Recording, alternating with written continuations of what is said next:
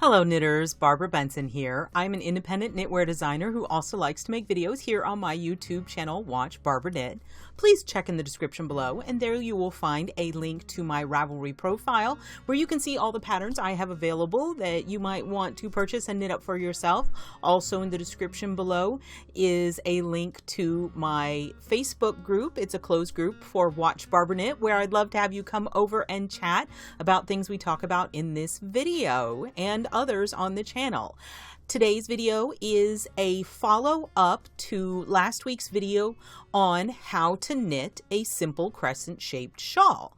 At the end of it, I only showed you what the video was is a simple 6-row pattern to knit up your own crescent shaped shawl.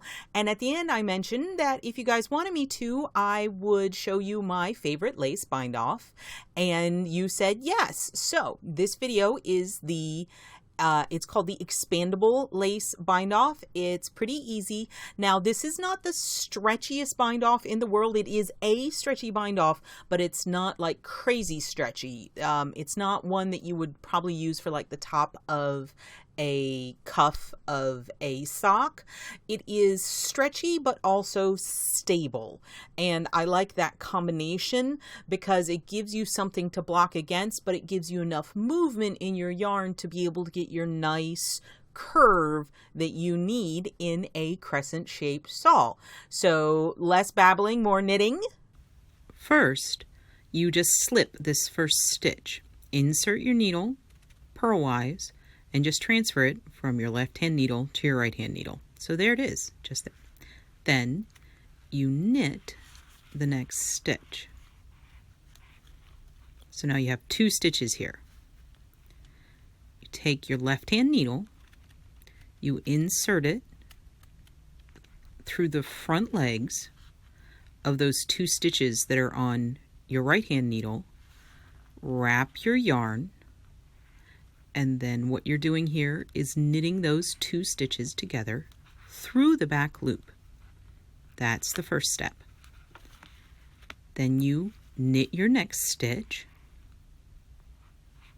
insert this needle through the front 2 loops, wrap, and pull through. There you go. You have bound off now the first 3 stitches, actually, the slip stitch and then the next 2. Again, just simply knit the next stitch, insert through the front 2 legs, wrap your yarn as usual, and pull that stitch through. We're not going out of our way to try to knit loosely. We're not doing anything funny. We're just binding off. So knit, front 2 legs, wrap, pull through. Let's see if I can do it right-handed. I'm not very good at that kind of thing. So this will be fun for you guys. So knit,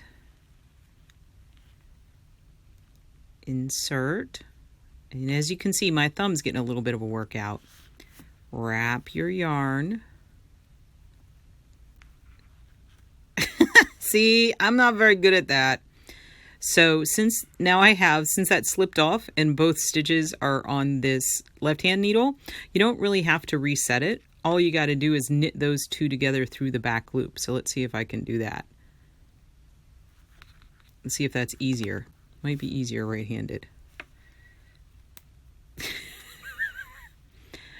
I thought it'd be fun for you guys to see me struggle with trying to knit non-continental. There we go. That worked. We're going back to continental now because I am not good at non-continental. There we go.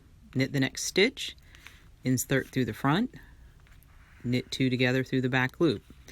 As we just did, if you're having problems with this inserting through the front, you can transfer both stitches back and then knit those 2 together through the back loop.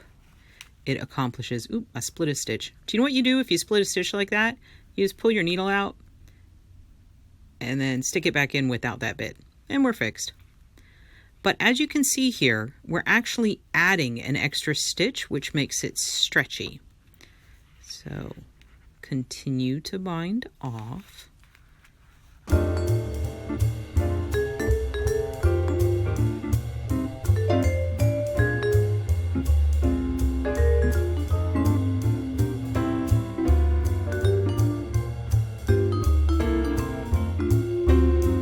One thing I thought I'd mention is, I don't know if you're noticing, but when I do this and I wrap that yarn around, when I pull it through, I make sure to shove this needle all the way through so that when I'm tensioning it around the actual diameter of the needle.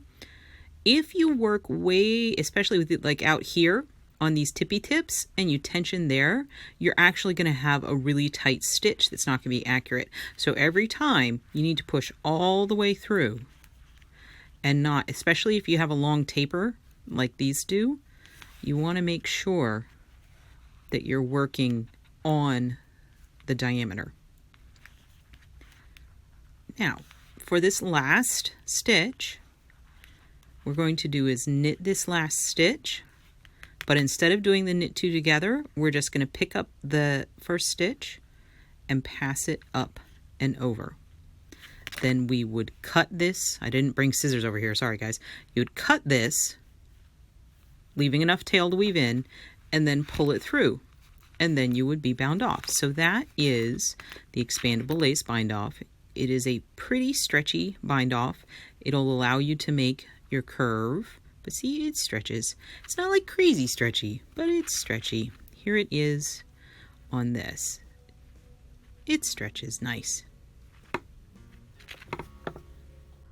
I hope you found that informative. That was the expandable lace bind off that I use on a whole bunch of things. It is just stretchy enough for me to do what I need it to do.